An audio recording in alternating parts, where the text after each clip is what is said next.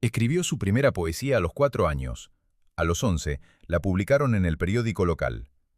Dejó la escuela más prestigiosa de Inglaterra para convertirse en policía colonial. Luego lo abandonó todo, para vivir entre mendigos y vagabundos.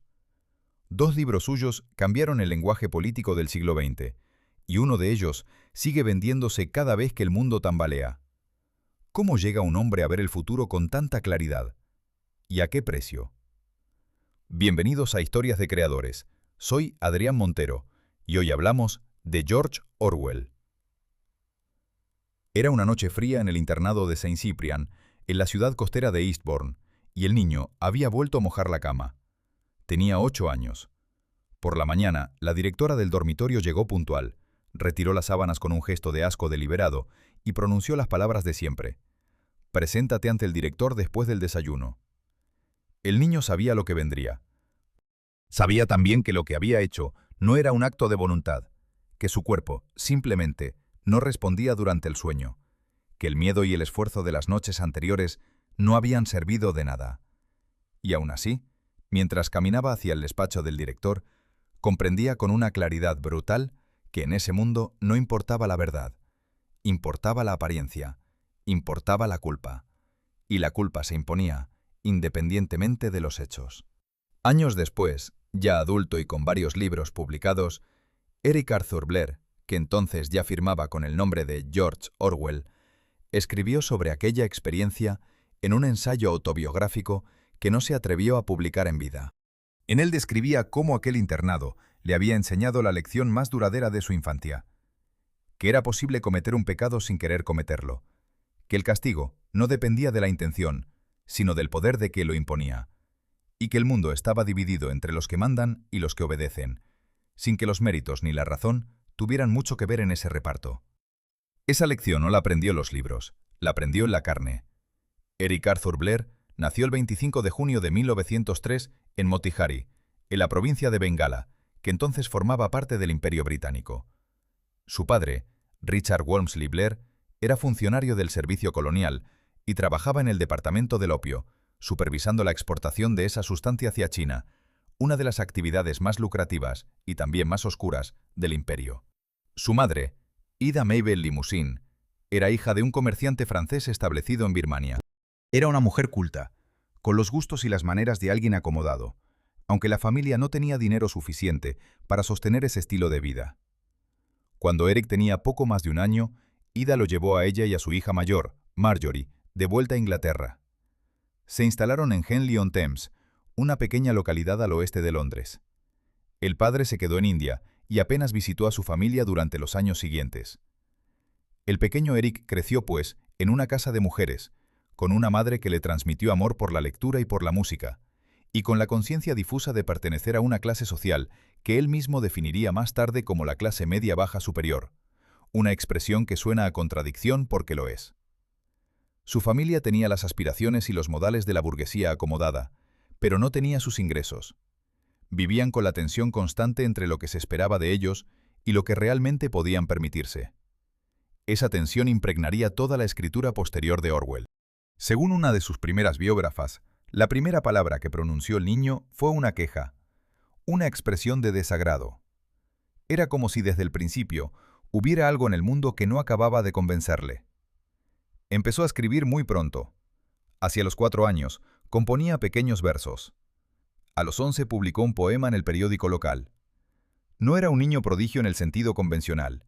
No destacaba especialmente en los deportes ni en las materias que más valoraba su escuela.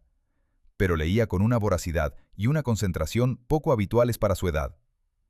Sus autores favoritos en aquellos años fueron Rudyard Kipling y H. G. Wells. Del primero tomó el gusto por las historias del imperio. Del segundo, la capacidad de imaginar mundos que aún no existían. En 1911, con 8 años recién cumplidos, fue enviado al internado de Saint Cyprian en Eastbourne. La escuela tenía buena reputación académica y un sistema de becas que permitía a familias de recursos limitados acceder a una formación de cierta calidad.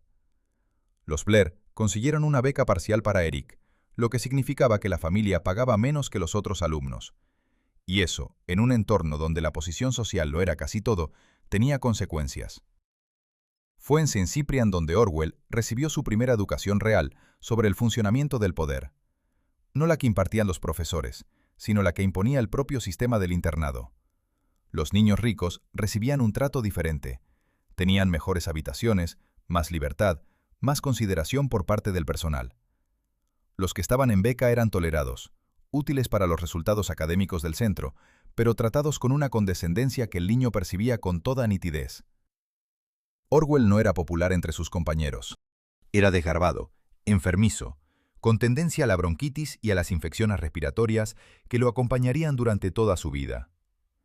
Encontró refugio en los libros, pero también desarrolló ese hábito del observador que mira desde fuera, que registra y analiza sin terminar de pertenecer. Y aquí es donde surge la paradoja que atraviesa toda su vida. Eric Blair era un niño de familia con conexiones suficientes para acceder a las mejores escuelas de Inglaterra. Pero al mismo tiempo, vivía la experiencia cotidiana de no encajar, de ser diferente, de estar siempre un escalón por debajo de lo que el entorno consideraba verdaderamente aceptable. Era simultáneamente privilegiado y marginado. Esa doble condición lo convertiría en uno de los observadores más lúcidos de su época. A los 13 años ganó una beca para Wellington y poco después otra para Eton, uno de los colegios más prestigiosos del mundo, donde estudió entre 1917 y 1921. En Eton tuvo como profesor de francés a Aldous Huxley, el autor que años después escribiría Un mundo feliz. Era una coincidencia que la historia de la literatura no podría haber diseñado mejor. Los dos grandes arquitectos de la distopía del siglo XX compartiendo aula, aunque en posiciones inversas. Eton era un mundo en sí mismo, un universo de rituales, jerarquías y sobreentendidos que funcionaba con la precisión de una máquina social perfectamente engrasada. Orwell observó todo aquello con una mezcla de fascinación y repulsión.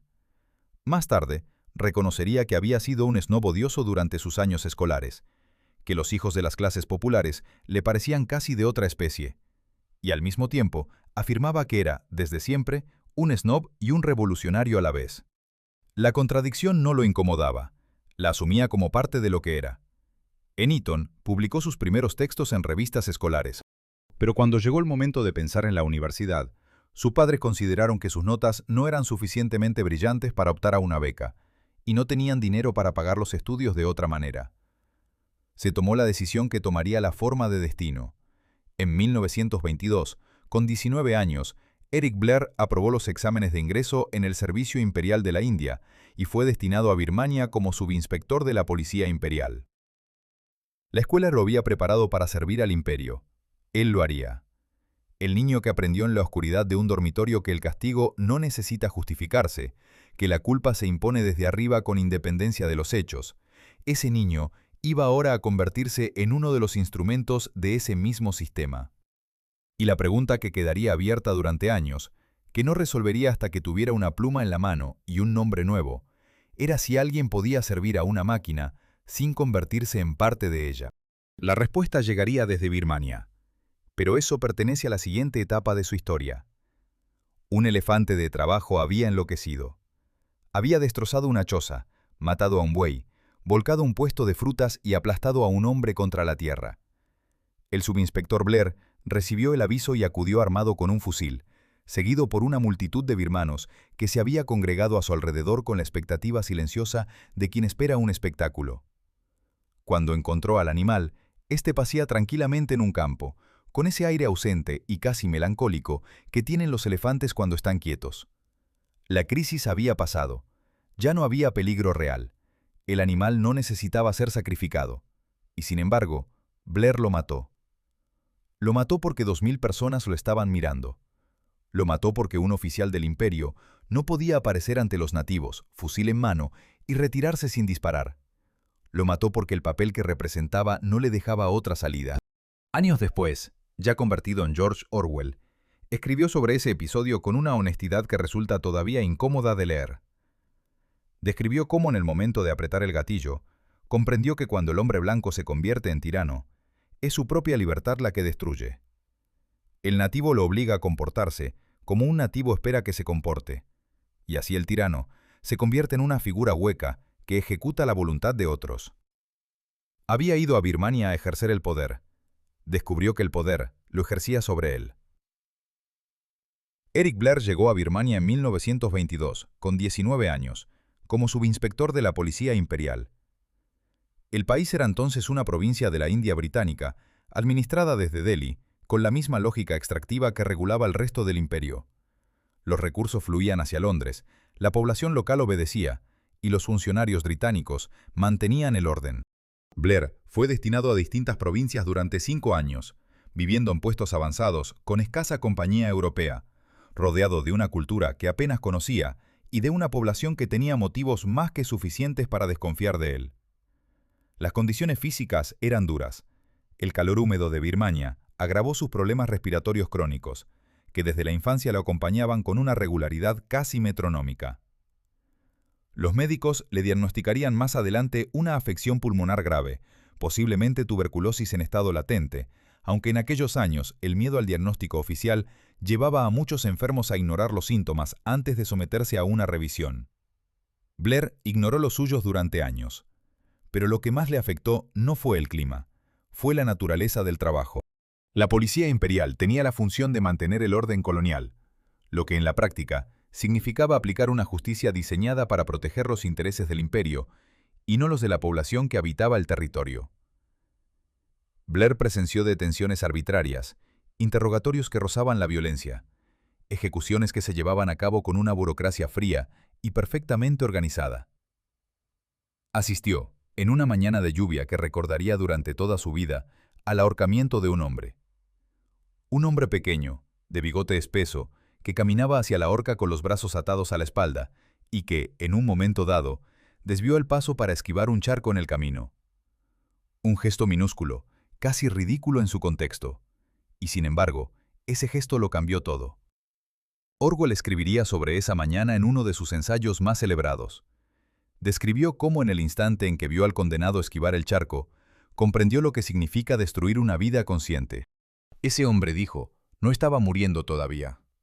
Estaba vivo, completamente vivo, compartiendo el mismo mundo que sus verdugos, viendo la misma lluvia, sintiendo el mismo barro bajo los pies. Y en 2 minutos, uno de ellos dejaría de existir. Una mente menos, un mundo menos. Le pareció algo peor que 1000 asesinatos. Ese tipo de experiencia, acumulada durante 5 años, fue excavando en Blair una distancia creciente entre lo que se suponía que debía pensar y lo que realmente pensaba. En la superficie, seguía siendo un funcionario competente. Cumplía con sus obligaciones, mantenía las formas que el imperio exigía. Por dentro, desarrollaba un rechazo profundo hacia el sistema al que servía. Un rechazo que no podía expresar en voz alta, porque habría supuesto el fin de su carrera y el escándalo para su familia. El silencio forzado tiene sus propias consecuencias.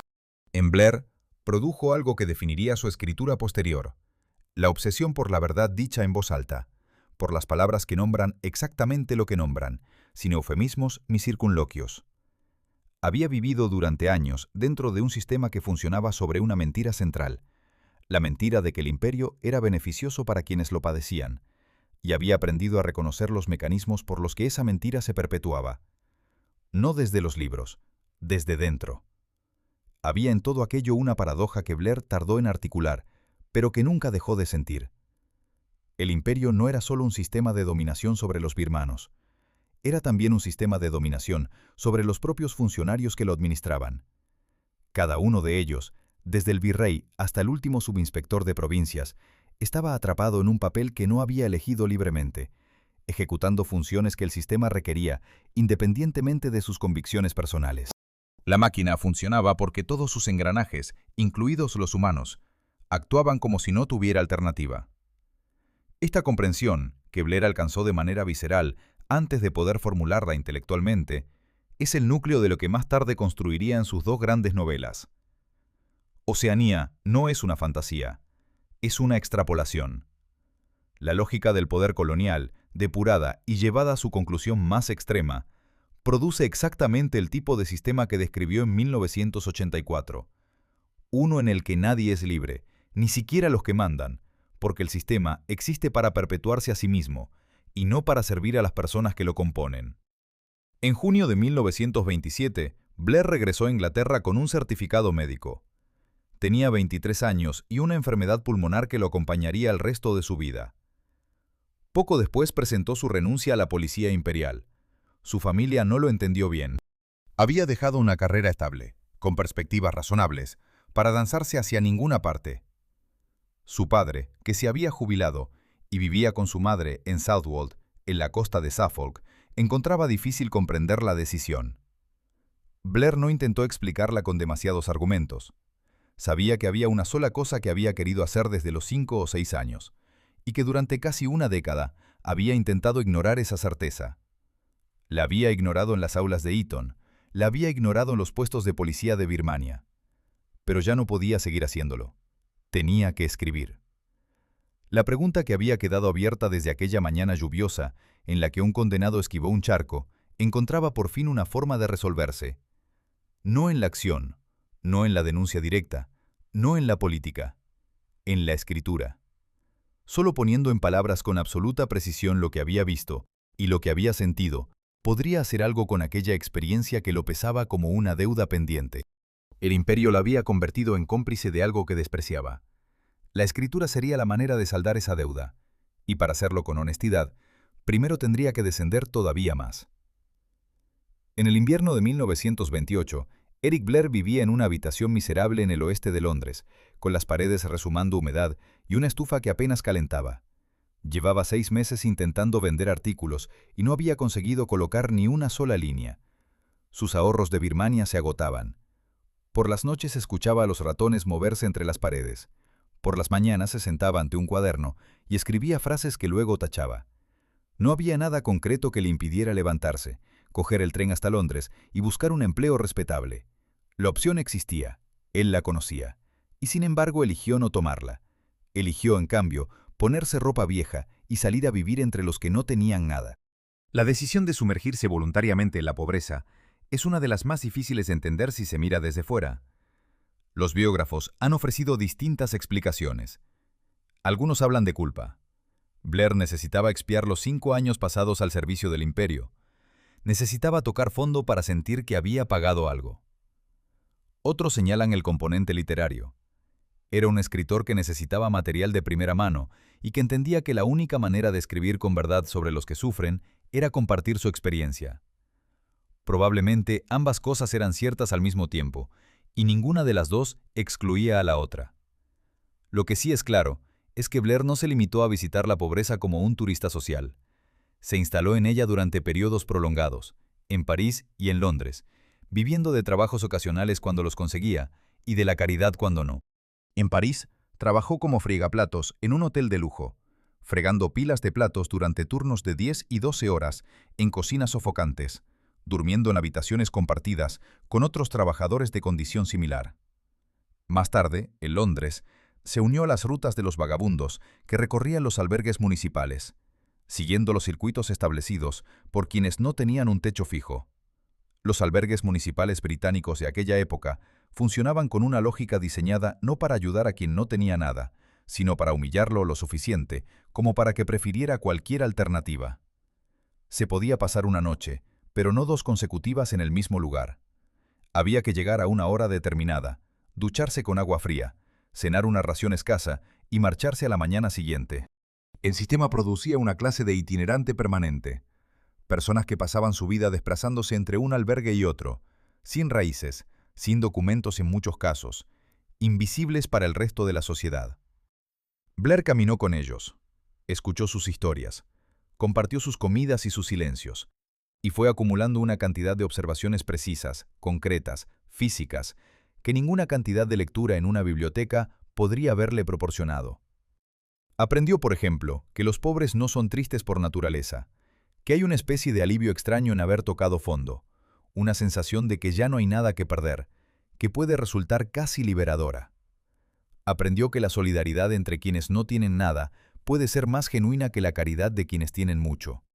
Y aprendió que la miseria tiene olores, texturas, sonidos específicos que no se pueden imaginar desde fuera. Todo aquello fue a parar a su primer libro. Lo terminó en Southwold, en casa de sus padres, donde alternaba los periodos de vagabundeo con temporadas de escritura en la relativa comodidad del domicilio familiar. Sus padres no comprendían del todo lo que hacía, pero lo toleraban con una resignación que debía de costarle cierto esfuerzo. El manuscrito fue enviado al editor de izquierdas, Víctor Gollancz, quien lo describió como completamente repugnante, pero socialmente importante, y acordó publicarlo.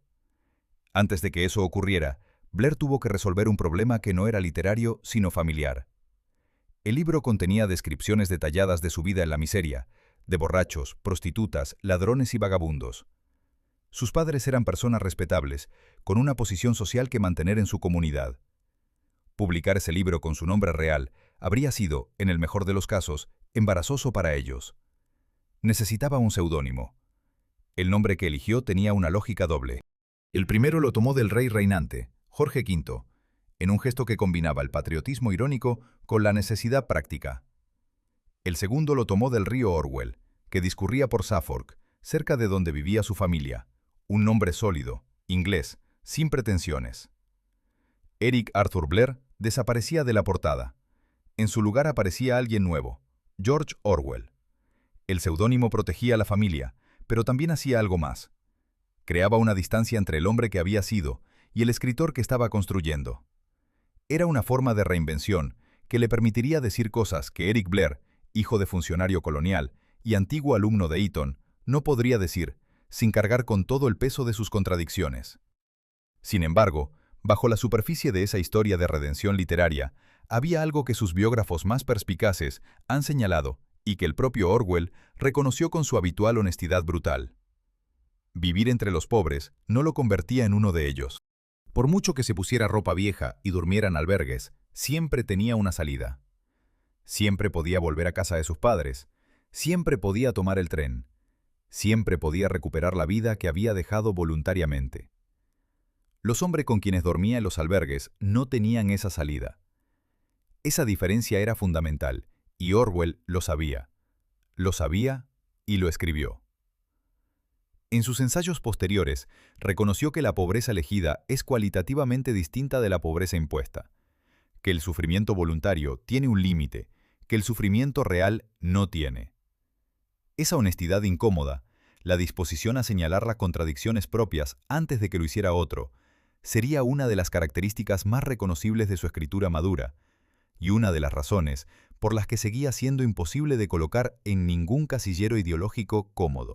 Lo que sí había conseguido con aquellos años de inversión era algo que ninguna educación formal podría haberle dado: la capacidad de escribir sobre la experiencia concreta de la imaginación con una precisión física que hacía imposible mirar hacia otro lado. No describía la pobreza como un problema abstracto, ni como una injusticia que lamentar desde la distancia.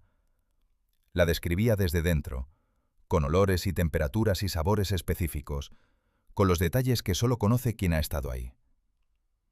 Esa manera de escribir, anclada en lo físico y en lo concreto, sería la que traspasaría todos sus libros posteriores, incluido el último. Las paredes rezumando humedad de aquel cuarto londinense reaparecerían años después en las descripciones de los bloques de viviendas de Oceanía. El frío de los albergues municipales se colaría en la atmósfera de un mundo donde la calefacción no funciona y la comida siempre sabe a derrota.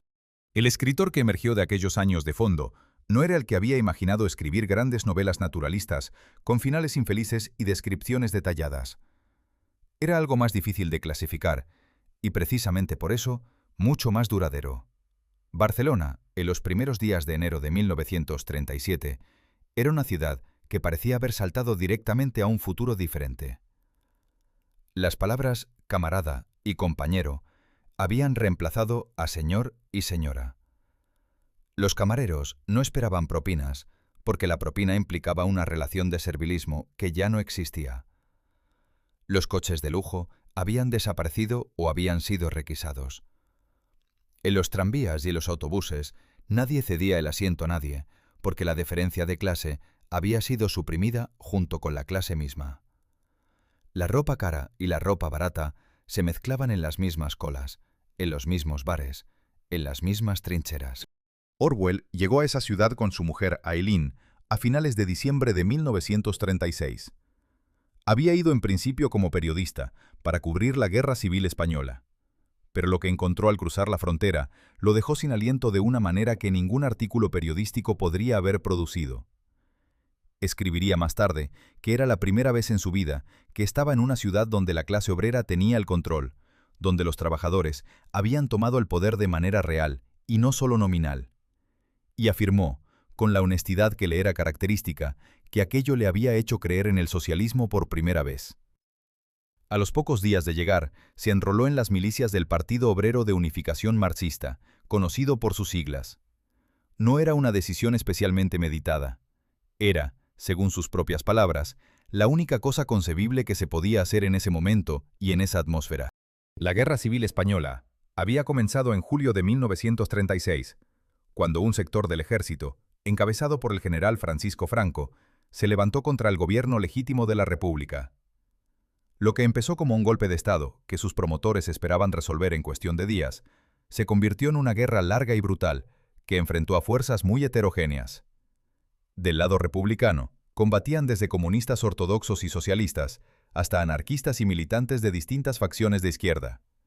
Del lado franquista, militares conservadores, carlistas, fascistas locales e italianos, y tropas marroquíes. Las potencias europeas miraban con distintos grados de hipocresía. Alemania e Italia apoyaban abiertamente a Franco, mientras Francia y Gran Bretaña proclamaban una no intervención que en la práctica beneficiaba al bando sublevado. Orwell pasó varios meses en el frente de Aragón, en las trincheras que bordeaban las posiciones franquistas al oeste de Barcelona. La experiencia era, según sus propias descripciones, aburrida, incómoda, fría y con muy poca acción militar. Llevaba semanas en el frente, cuando había disparado 3 veces al enemigo. Las ratas, el barro, el frío de las noches en las montañas y la espera infinita eran los elementos dominantes de la vida en las trincheras. La guerra real, descubrió, no se parecía en nada a la imagen heroica que habría resultado más conveniente para todos. Pero la violencia llegó. Al amanecer del 20 de mayo de 1937, Orwell estaba de guardia en el parapeto de las trincheras cuando asomó la cabeza para observar el terreno. Un disparo de francotirador lo alcanzó en el cuello. La bala entró por un lado y salió por el otro, pasando a pocos milímetros de la arteria carótida. Cayó hacia atrás. Su compañero americano, Harry Milton, lo sostuvo mientras la sangre manaba con una velocidad que hacía pensar que no había manera de detenerla. Orwell sobrevivió. La bala había atravesado los tejidos sin dañar los vasos principales, pero el daño en la laringe fue suficiente para que perdiera temporalmente la voz y para que los médicos le recomendaran alejarse del frente de manera inmediata. Lo evacuaron a Barcelona, donde Eileen lo esperaba. La ciudad que encontró a su regreso no tenía nada que ver con la que había dejado meses antes. El ambiente revolucionario había desaparecido. Las palabras camarada y compañero habían vuelto a ser señor y señora. Los uniformes obreros habían cedido el paso a la ropa normal, a los trajes, a las diferencias visibles de clase que en enero parecían definitivamente abolidas. Y en las calles, en los cafés, en los pasillos de los edificios oficiales, había algo más que la restauración de la normalidad burguesa. Había miedo. El Partido Comunista, siguiendo las directrices de Moscú, y con el argumento de que la prioridad era ganar la guerra antes de hacer la revolución, había emprendido una campaña sistemática para eliminar a las otras facciones republicanas, especialmente a las milicias, como aquella en la que había combatido Orwell.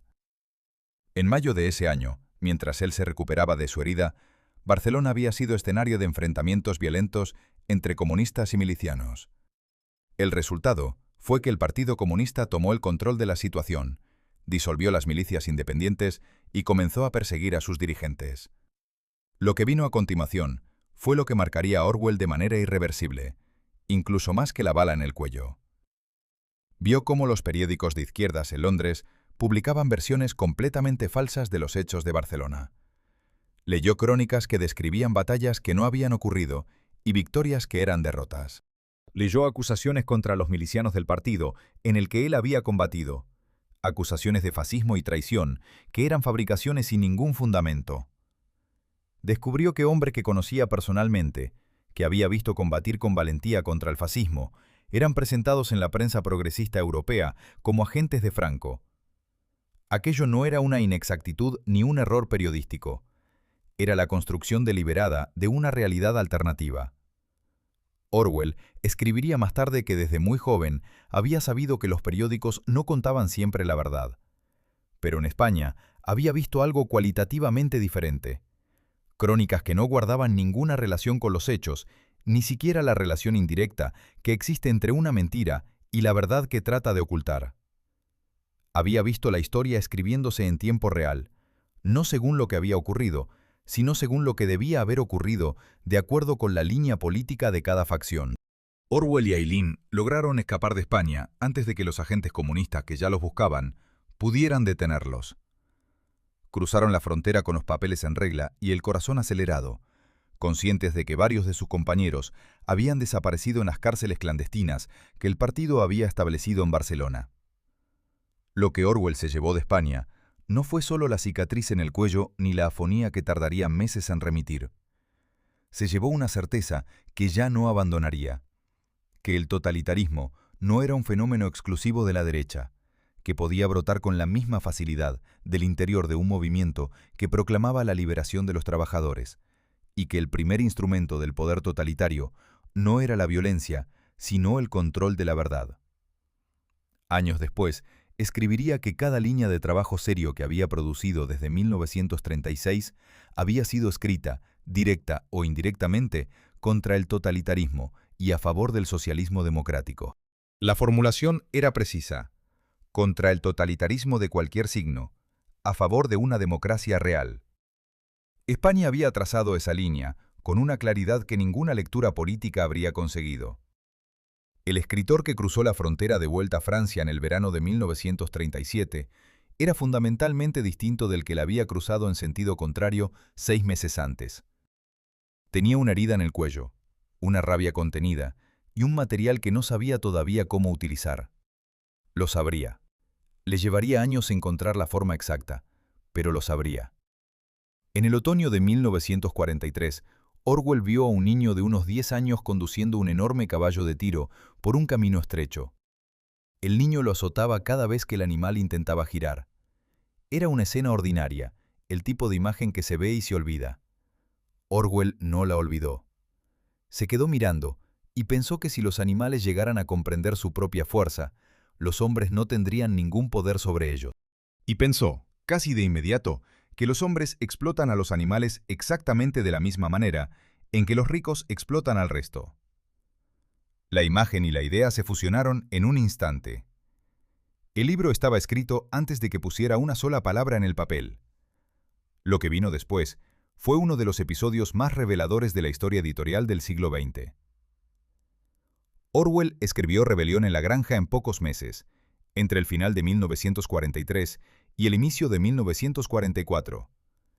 Era una novela corta, menos de 100 páginas, escrita con una claridad y una economía de medios que la hacían parecer sencilla. Un grupo de animales se rebela contra el granjero que los explota, toma el control de la granja, establece un sistema de principios igualitarios y ve cómo ese sistema es traicionado desde dentro, paso a paso, hasta que los cerdos que dirigen la revolución se convierten en indistinguibles de los humanos que habían derrocado. La alegoría era transparente. Orwell no pretendía ocultarla. El cerdo viejo que inspira la rebelión representaba a Lenin.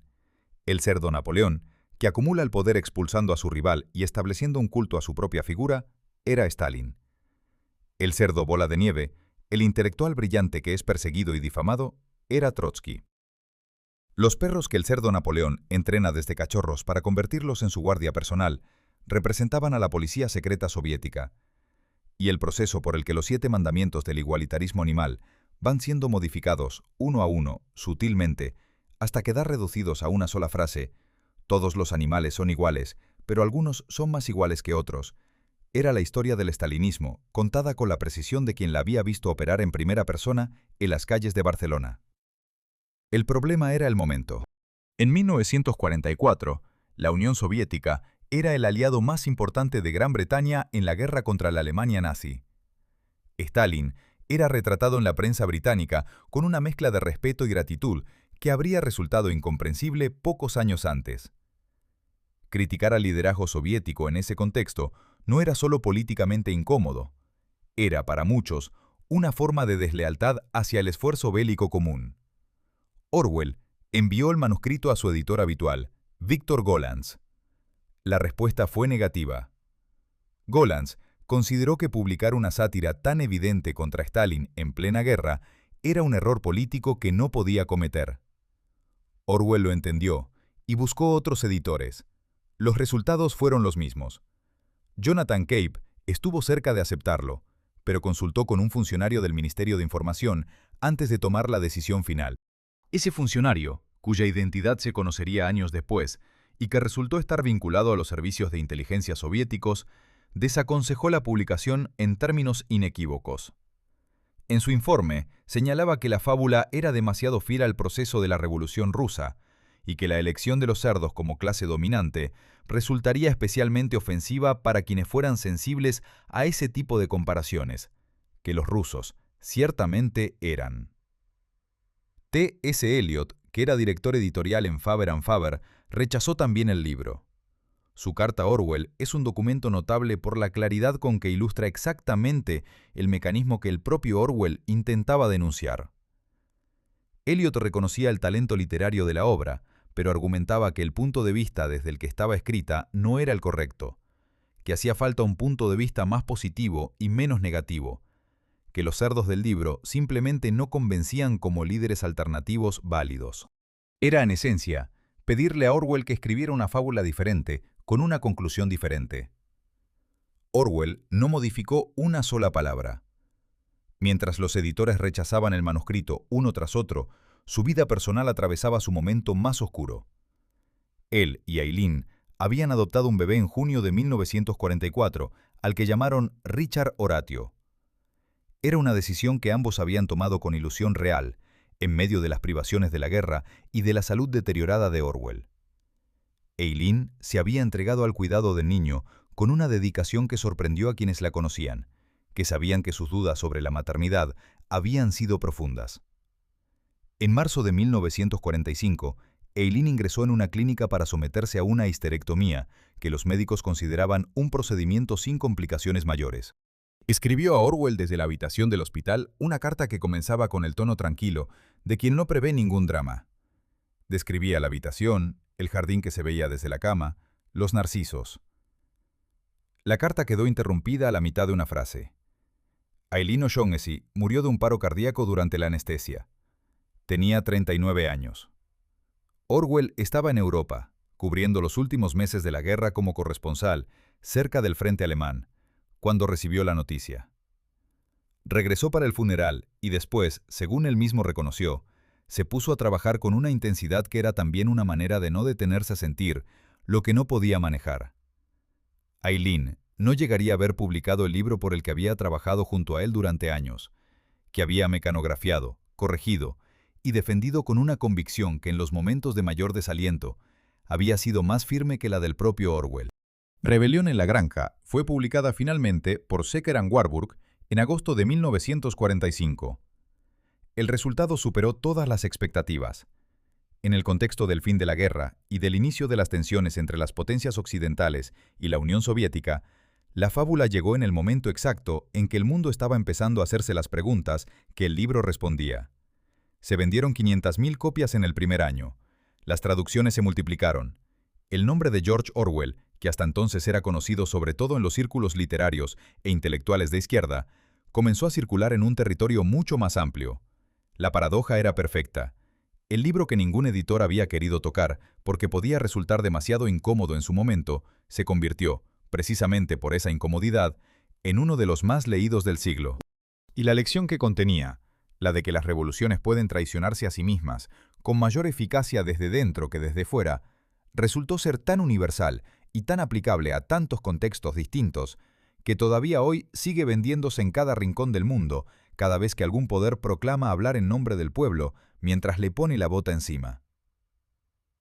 La isla de Jura está en el extremo occidental de Escocia, separada del continente por un brazo de mar que en invierno puede volverse impracticable. Tiene unos 200 habitantes, una sola carretera asfaltada, sin electricidad en buena parte de su territorio, sin teléfono más allá de la pequeña población principal. El viento del Atlántico barre la isla durante meses, con una constancia que modela el paisaje y el carácter de quien vive en él. A 7 millas del extremo norte de esa carretera, en una granja llamada Van Hill, que su amigo David Astor le había conseguido alquilar, George Orwell se instaló en 1946 con la intención de escribir la novela que llevaba años tomando forma en su cabeza. Los médicos le habían diagnosticado tuberculosis activa. Le habían recomendado reposo, clima templado, abstención absoluta del tabaco y de cualquier esfuerzo físico prolongado. Orwell tomó nota de todas esas recomendaciones y procedió a ignorarlas sistemáticamente. Van Hill no tenía calefacción central. El agua caliente dependía de un sistema que fallaba con regularidad. El acceso a la granja desde la carretera principal requería varios kilómetros de camino en mal estado, que en invierno podían resultar intransitables. Orwell cultivaba un huerto, pescaba, criaba animales y realizaba las tareas físicas de la granja con la obstinación de quien necesita demostrar que su cuerpo todavía obedece. Su salud, que había sido frágil desde la infancia, se deterioró con una velocidad que a quienes lo visitaron les resultó alarmante, y sin embargo, escribía. La novela que estaba construyendo llevaba años gestándose. La primera mención documentada data de 1943 o 44, cuando Orwell anotó en uno de sus cuadernos la idea central. Un mundo dividido entre 3 superpotencias en guerra permanente, gobernado por partidos que han comprendido que el poder no es un medio para alcanzar ningún fin, sino un fin en sí mismo. El título provisional era El último hombre en Europa.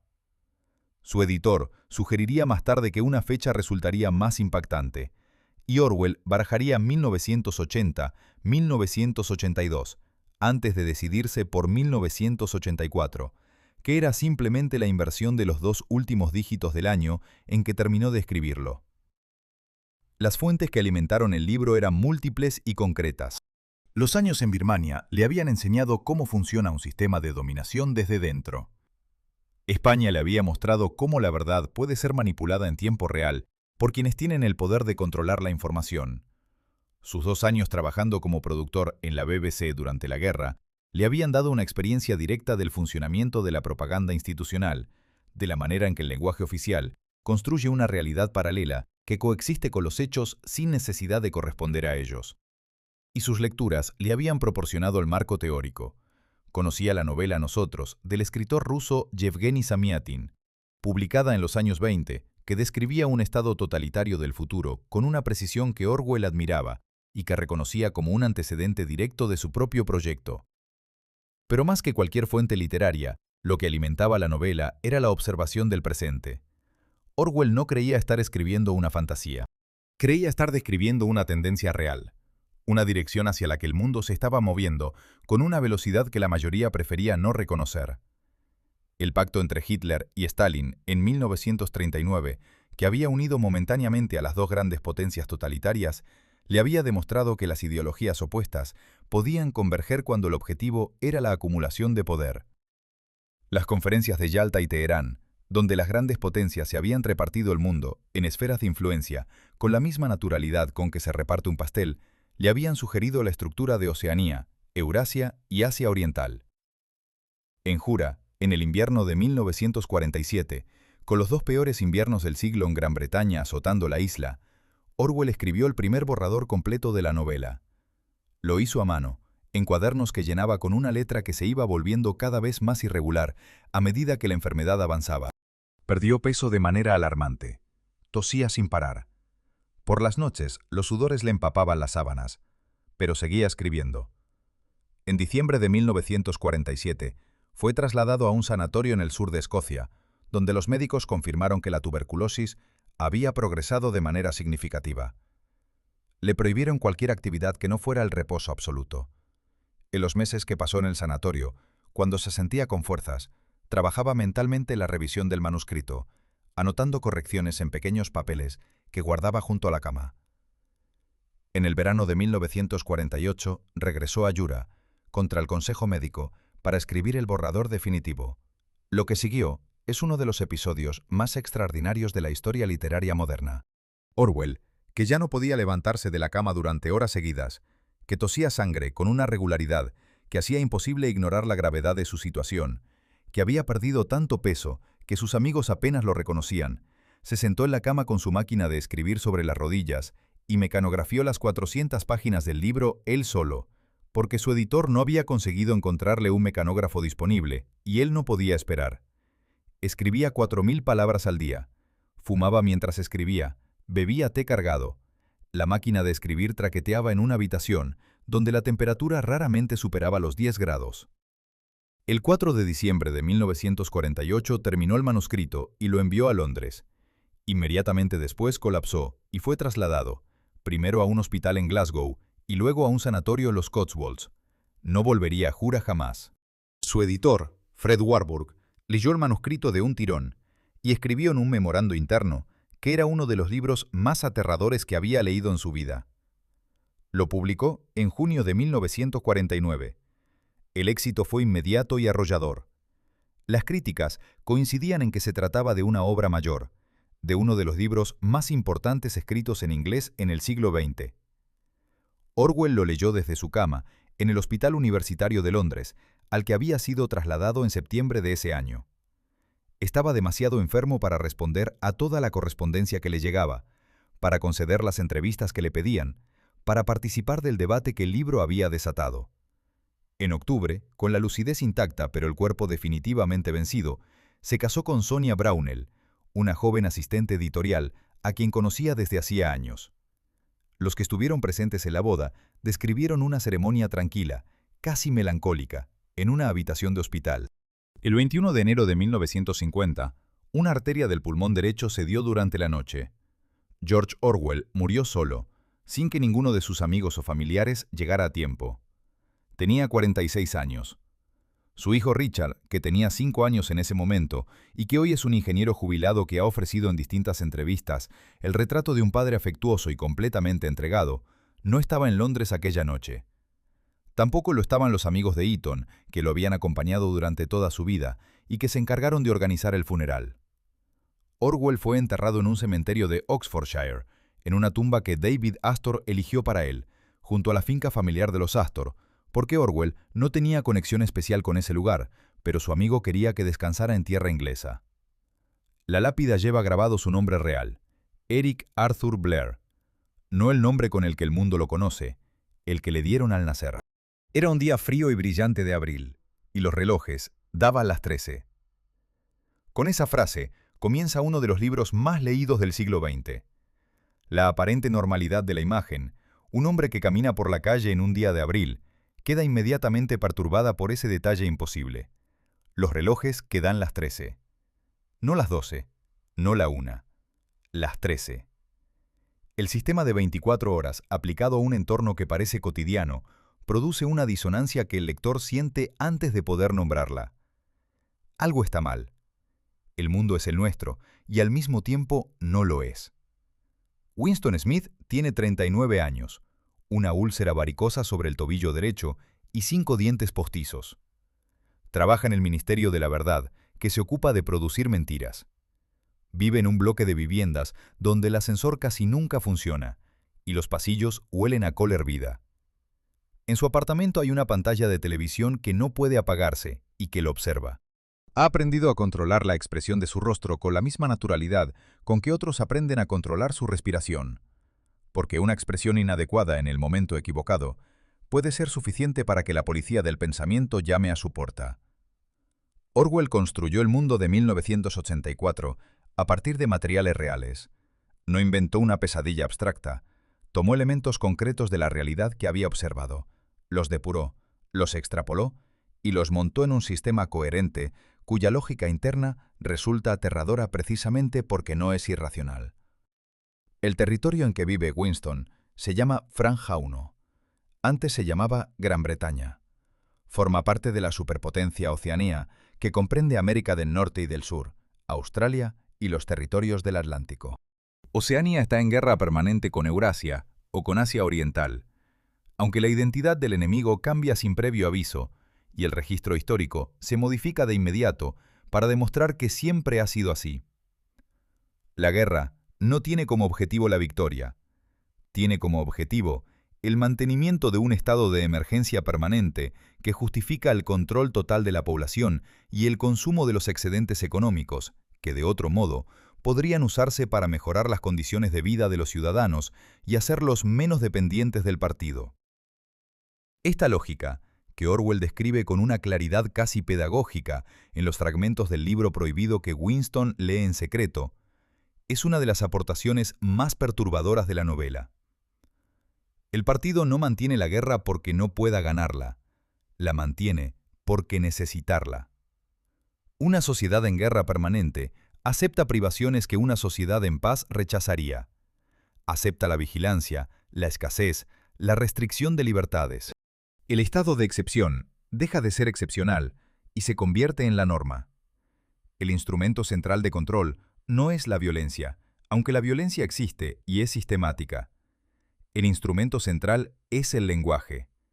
La neolengua, el idioma oficial que el partido está construyendo para reemplazar al inglés estándar, funciona sobre un principio que Orwell había enunciado años antes en su ensayo sobre la política y el lenguaje.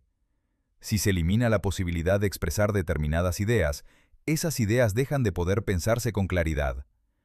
La neolengua no censura palabras, las destruye. Cada edición del diccionario oficial es más pequeña que la anterior.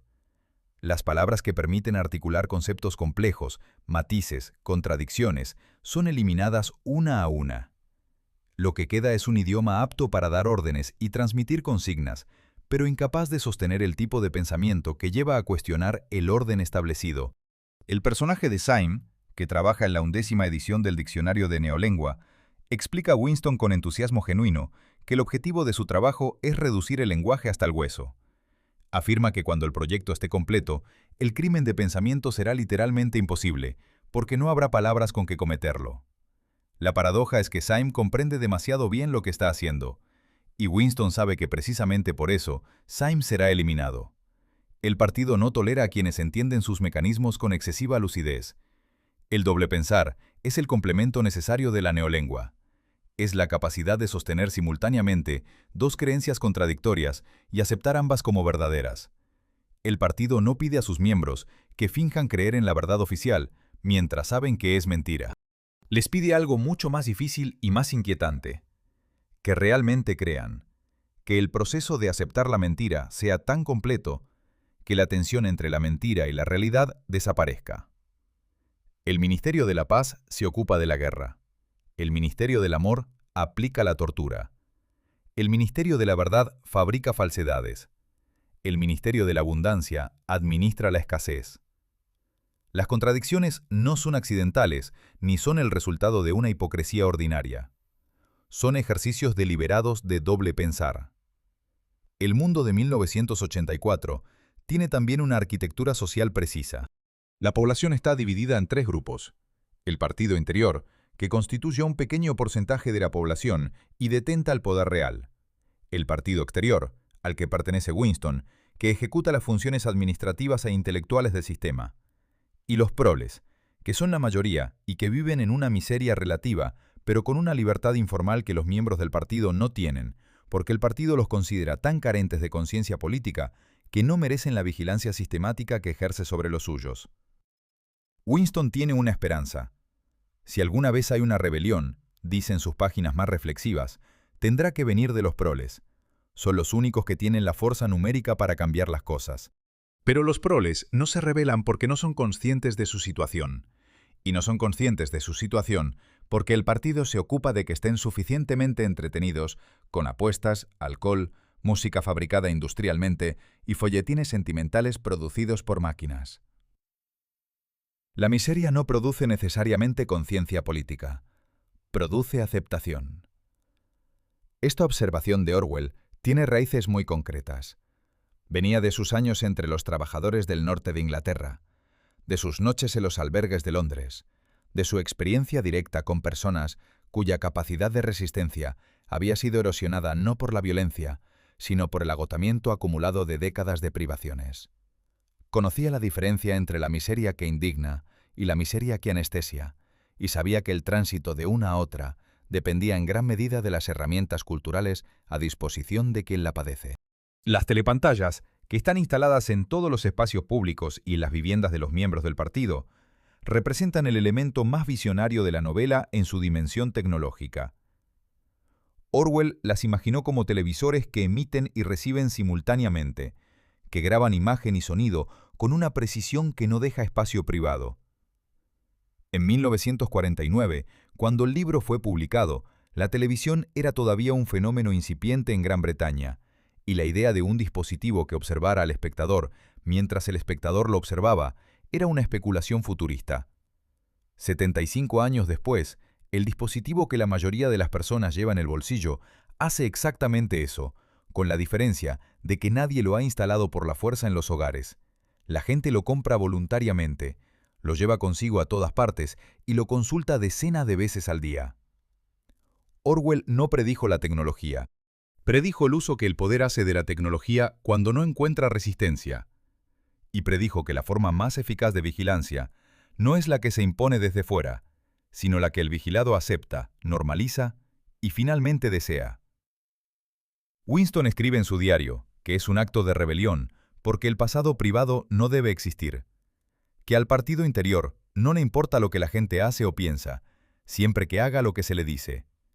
El crimen de pensamiento no implica la muerte. El crimen de pensamiento es la muerte. Porque cuando el pensamiento ha sido eliminado, lo que queda no es una persona, sino un engranaje de la máquina, funcional y reemplazable. La anatomía del totalitarismo que Orwell construyó en esas páginas no es una extrapolación del fascismo ni una caricatura del comunismo soviético, aunque contiene elementos de ambos.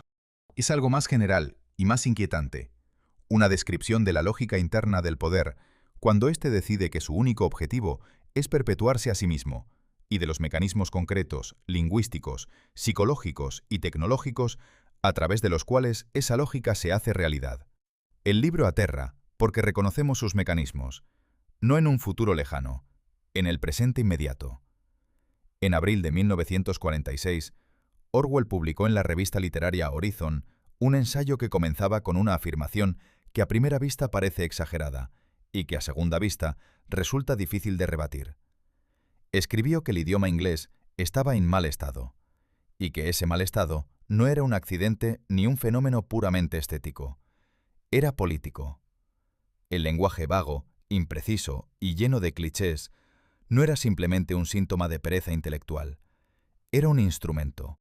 Servía para hacer que las mentiras sonaran verídicas, para dar apariencia de solidez a lo que es puro viento, para hacer que el asesinato pareciera respetable. El ensayo se titulaba La política y la lengua inglesa. Sigue siendo uno de los textos más citados del siglo XX sobre el funcionamiento del lenguaje público, y es, en muchos sentidos, el manual teórico del que surge la neolengua de 1984. Lo que Orwell argumentaba en ese ensayo no era nuevo en su esencia. Otros pensadores antes que él habían señalado la relación entre el lenguaje y el poder. Pero Orwell lo hacía con una concreción y una utilidad práctica que lo distinguía de los análisis más abstractos.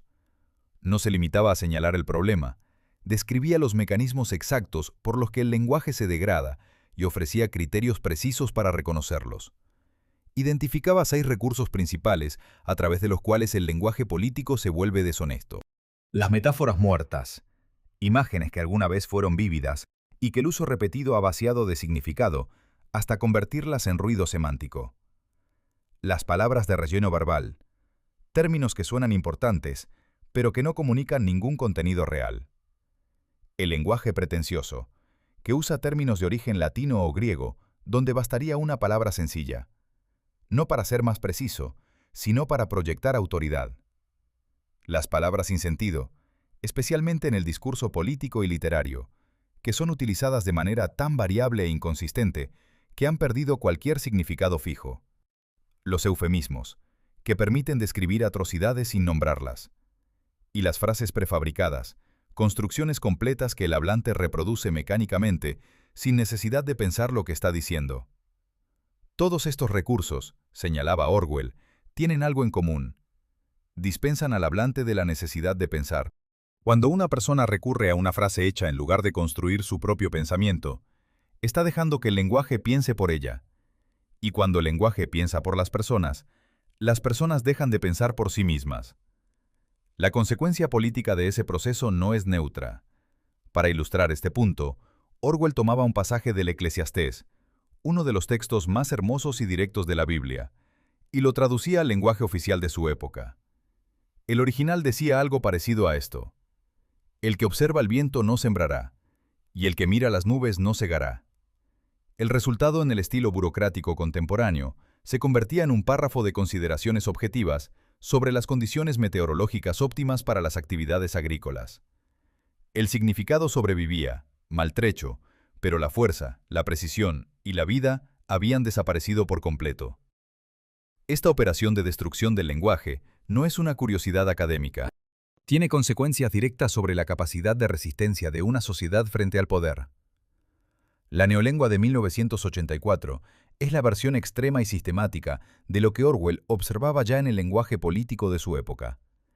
En la novela, el personaje de Syme trabaja con entusiasmo en la 11ª edición del diccionario de neolengua y explica a Winston que el objetivo no es simplemente prohibir palabras, sino hacer que determinados pensamientos sean literalmente inconcebibles. Si no existe la palabra libertad, la ausencia de libertad no puede ser nombrada, y lo que no puede ser nombrado con precisión difícilmente puede ser deseado con claridad ni reclamado con eficacia. Orwell conocía bien la historia de los regímenes totalitarios del siglo XX y la atención que todos ellos habían prestado al control del lenguaje. El nazismo había construido un vocabulario propio que convertía el exterminio en terminología técnica. El estalinismo había desarrollado una jerga política que permitía hablar de purgas y deportaciones masivas con la misma neutralidad con que se habla de medidas administrativas. En ambos casos, la transformación del lenguaje no era un ornamento ideológico, sino una herramienta funcional. Hacía más fácil que los ejecutores de las órdenes cumplieran con ellas sin tener que confrontar directamente lo que estaban haciendo. Pero Orwell no limitaba su análisis a los regímenes totalitarios. Señalaba que los mismos mecanismos operaban, con menor intensidad, pero con la misma dirección, en las democracias occidentales. El lenguaje de los comunicados oficiales, de los discursos parlamentarios, de los artículos de opinión de los periódicos respetables, estaba lleno de los mismos recursos que en sus versiones extremas servían para justificar el terror. La diferencia era de grado, no de naturaleza. Esta observación, que en 1946 podía parecer hiperbólica a algunos lectores, resulta extraordinariamente difícil de rebatir si se examina el lenguaje público de las primeras décadas del siglo XXI. Las redes sociales han producido una aceleración sin precedentes en la degradación del lenguaje político. La brevedad forzada de determinados formatos favorece la consigna sobre el argumento, la emoción sobre el razonamiento, la tribu sobre la idea. Los algoritmos que regulan la visibilidad del contenido recompensan la indignación y el conflicto, porque generan más interacción que el análisis matizado. El resultado es un ecosistema comunicativo en el que las frases prefabricadas, que Orwell identificaba como síntomas de deshonestidad intelectual, se han convertido en la moneda corriente del debate público. Los eufemismos han proliferado con una creatividad que a veces resulta casi admirable en su descaro. Las guerras se llaman intervenciones humanitarias o misiones de estabilización. Los despidos masivos se denominan ajustes de plantilla o procesos de optimización de recursos humanos. La vigilancia masiva de comunicaciones privadas se presenta como protección de la seguridad nacional. La tortura se convierte en técnicas de interrogación mejoradas. Cada una de estas operaciones lingüísticas cumple exactamente la función que Orwell describía. Hace que algo que la mayoría de las personas rechazaría de manera instintiva si lo nombraran directamente, resulte aceptable cuando se envuelve en la terminología adecuada. El propio término orwelliano ha sufrido este proceso de degradación semántica. Orwell lo utilizaba para describir una forma específica y precisa de manipulación del lenguaje al servicio del poder totalitario. En el uso contemporáneo, orwelliano, ha pasado a significar cualquier cosa vagamente relacionada con el autoritarismo, la vigilancia o la censura, independientemente de si el uso es correcto o no.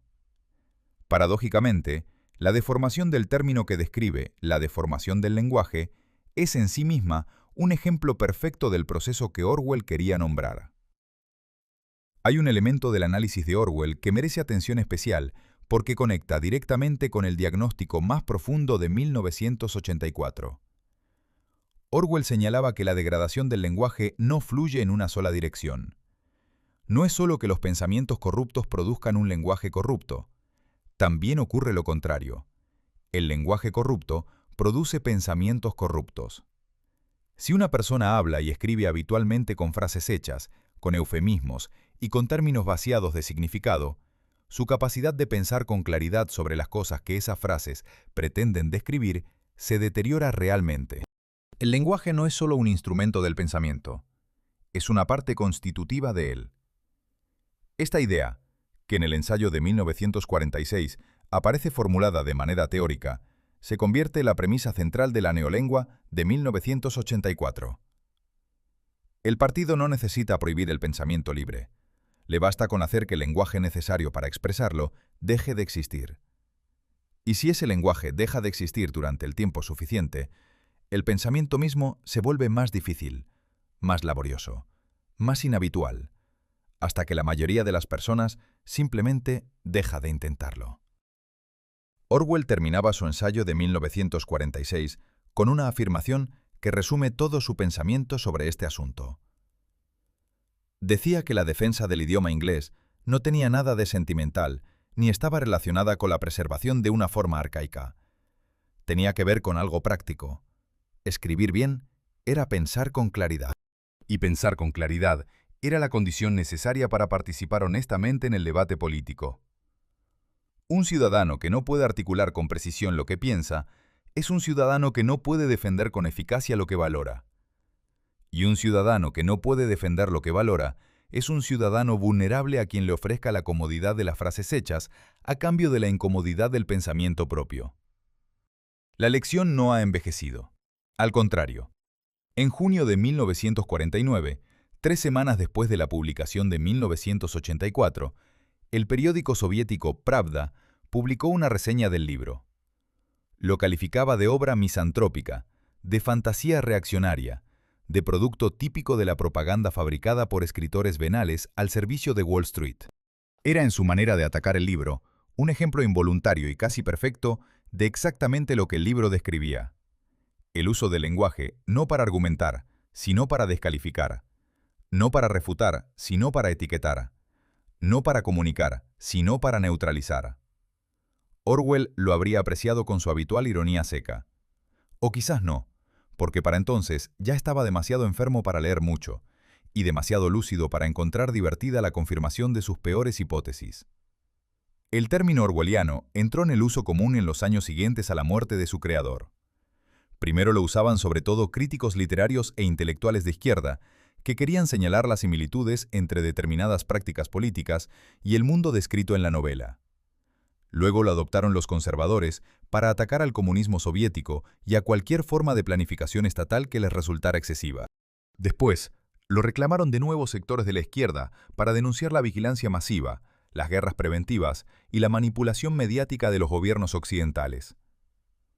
Hoy lo usa prácticamente todo el mundo para describir prácticamente cualquier cosa que le resulte inquietante en el orden político. Esta universalidad del término es al mismo tiempo su mayor éxito y su mayor problema. El éxito consiste en que la novela ha dado al lenguaje político una herramienta que de otro modo no existiría, un modo de nombrar con precisión un tipo específico de manipulación que de otra manera resultaría más difícil de describir. Cuando alguien señala que un ministerio dedicado a la guerra se llama Ministerio de Defensa, o que una ley que restringe libertades civiles se presenta como ley de protección de derechos, o que una campaña de desinformación se describe como operación de comunicación estratégica, la palabra orwelliano captura la esencia de esa operación con una economía que ninguna perífrasis podría igualar. El problema consiste en que el término ha sido utilizado con tanta frecuencia y en tantas direcciones distintas que ha empezado a perder la precisión que lo hacía valioso. En el debate político contemporáneo, orwelliano funciona a menudo como un insulto de alto impacto emocional y bajo contenido analítico, aplicado a cualquier política que el hablante rechaza, independientemente de si comparte o no las características que Orwell describía. El resultado es exactamente lo que Orwell habría predicho. Una palabra que era útil porque era precisa, se convierte en un arma retórica que puede dispararse en cualquier dirección, perdiendo en el proceso la especificidad que la hacía indispensable. Esta contradicción tiene una dimensión histórica que resulta especialmente reveladora si se examina la trayectoria política real de Orwell. George Orwell fue toda su vida un socialista democrático. No en el sentido vago e impreciso que ese término tiene a veces en el uso contemporáneo, sino en un sentido concreto y deliberado. Creía que la propiedad de los medios de producción debía estar distribuida de manera más equitativa. Creía que el capitalismo concentraba el poder en manos de pocos y producía condiciones de sufrimiento para la mayoría que eran innecesarias y evitables. Escribió en 1946 que cada línea de trabajo serio que había producido desde 1936 había sido escrita directa o indirectamente contra el totalitarismo y a favor del socialismo democrático tal como él lo entendía. Esta declaración es importante porque aclara lo que 1984 no es. No es una crítica al socialismo. No es un argumento en favor del capitalismo. No es una defensa del orden establecido en las democracias occidentales de mediados del siglo XX. Es una advertencia sobre el totalitarismo, entendido como la concentración absoluta del poder en manos de un partido o una élite que utiliza ese poder para perpetuarse a sí misma, independientemente de la ideología que proclame.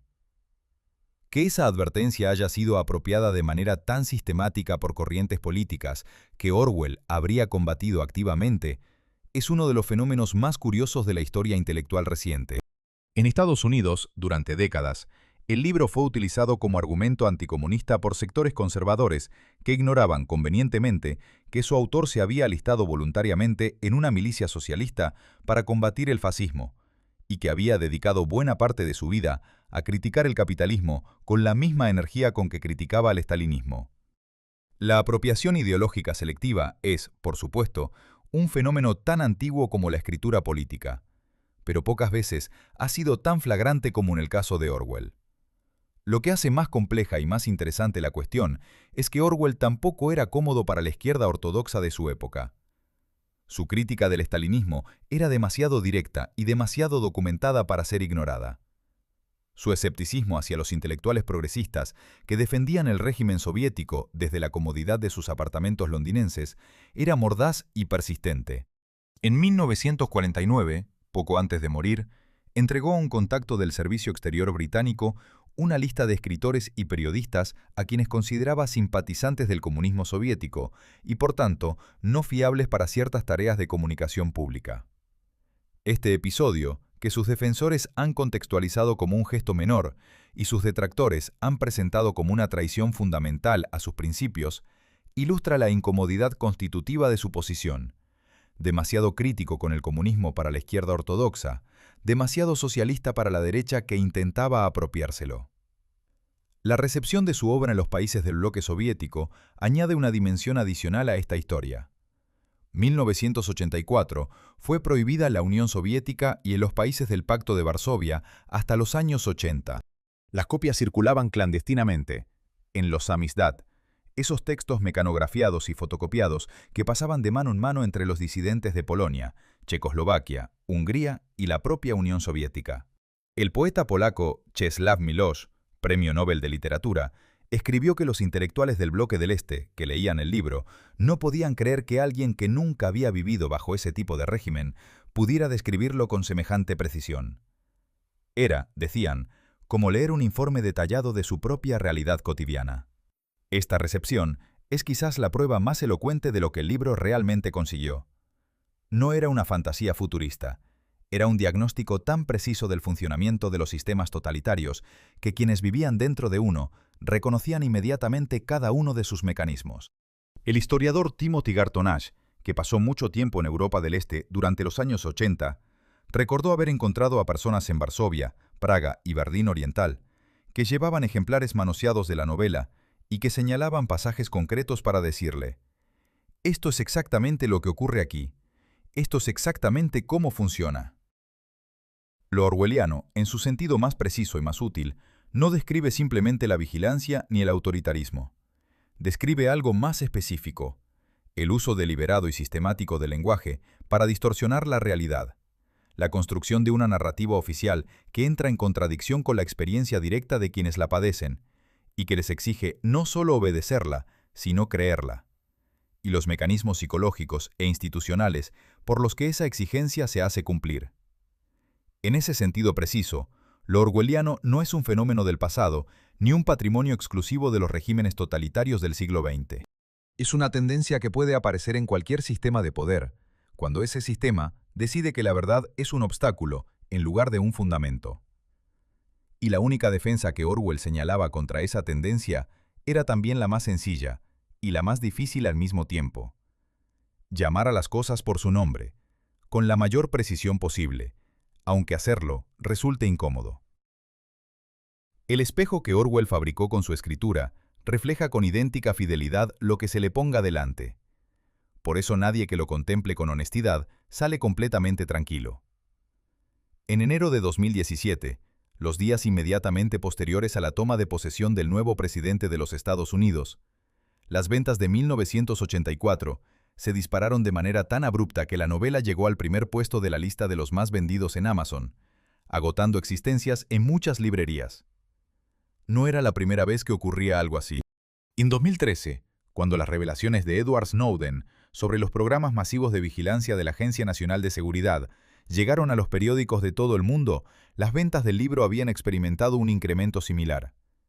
En 2022, cuando Bielorrusia prohibió oficialmente la novela, las ediciones disponibles en otros países se agotaron en pocas semanas.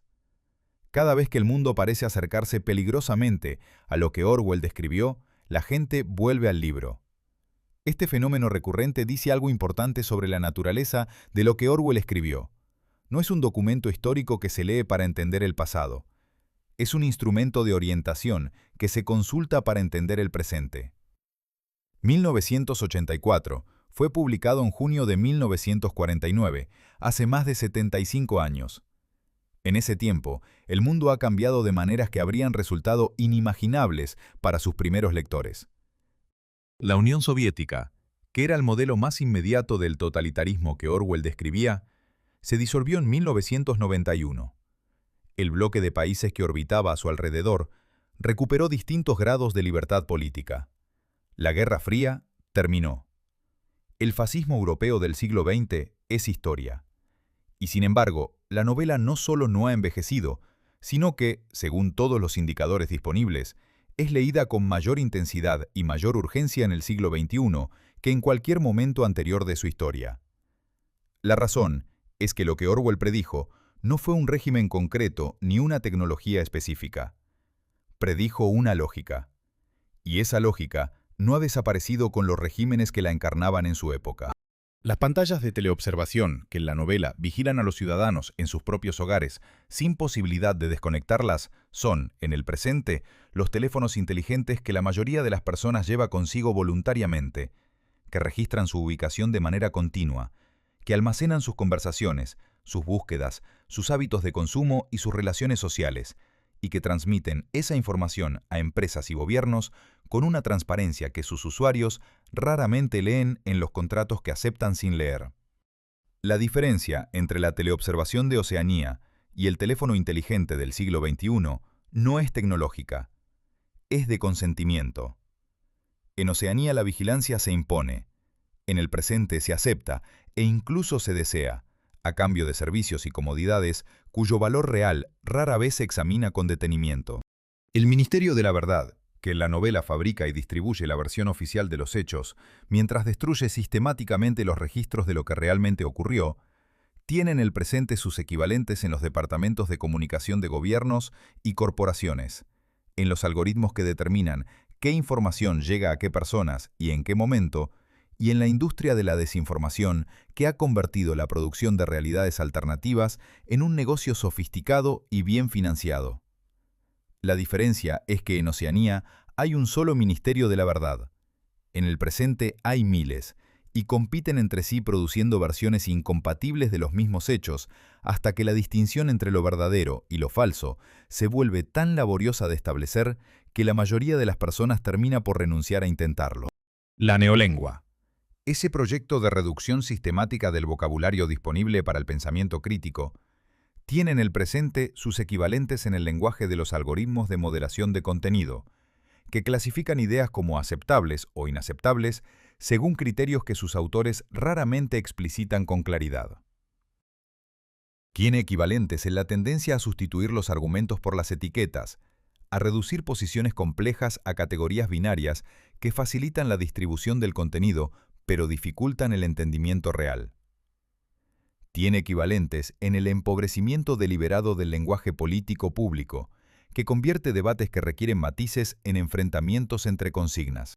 El doble pensar, esa capacidad de sostener simultáneamente dos creencias contradictorias, se ha convertido en una habilidad casi cotidiana en un entorno informativo, donde las mismas personas o instituciones pueden sostener en días distintos posiciones opuestas sobre los mismos principios, dependiendo de a quién se apliquen esos principios, sin que esa contradicción produzca ninguna consecuencia visible sobre su credibilidad.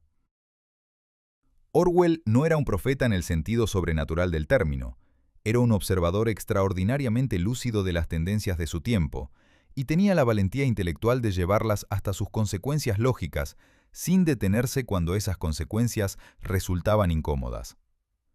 No predijo Internet, no predijo las redes sociales, no predijo la inteligencia artificial.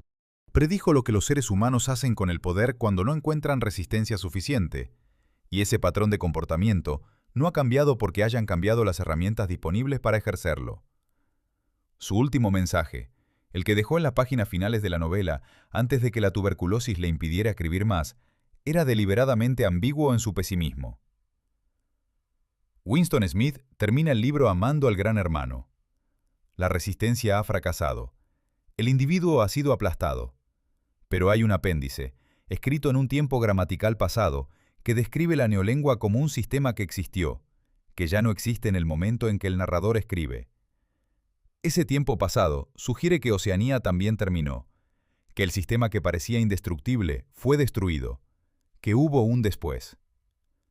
Orwell no explicó ese después. Lo insinuó, con la misma discreción con que había aprendido a manejar la esperanza, sin proclamarla, sin garantizarla, pero sin eliminarla del todo. Su advertencia final, la que pronunció en distintas formas a lo largo de su obra, y que resumió con una sencillez casi brutal en la conclusión de la novela, era esta: no dejéis que ocurra, depende de vosotros. No era un mensaje optimista, era algo más exigente que el optimismo. Era una responsabilidad. George Orwell murió a los 46 años sin haber vivido para ver el impacto de lo que escribió. No supo que su libro sería leído en Samizdat por disidentes soviéticos que reconocían en sus páginas su propia vida cotidiana. No supo que sus términos entrarían en el diccionario de todas las lenguas europeas. No supo que cada generación que viene después encontraría en su trabajo un espejo en el que reconocerse, con una claridad que resulta al mismo tiempo iluminadora e inquietante. Lo que sí sabía, y lo escribió con esa honestidad directa, que fue siempre su rasgo más característico, era que la escritura tiene sentido cuando nombra algo verdadero, que de otra manera permanecería sin nombre. Y que nombrar las cosas con precisión, aunque cueste, aunque incómode, aunque la mayoría prefiera no hacerlo, es el primer acto de resistencia disponible para cualquier persona en cualquier época. Gracias por acompañarme en este recorrido por la vida y la obra de George Orwell. Soy Adrián Montero, y ha sido un honor compartir con vosotros esta historia. Si el vídeo os ha resultado valioso, os agradecería que lo marcarais con un me gusta y que os suscribierais al canal para no perderos los próximos episodios de Historias de Creadores.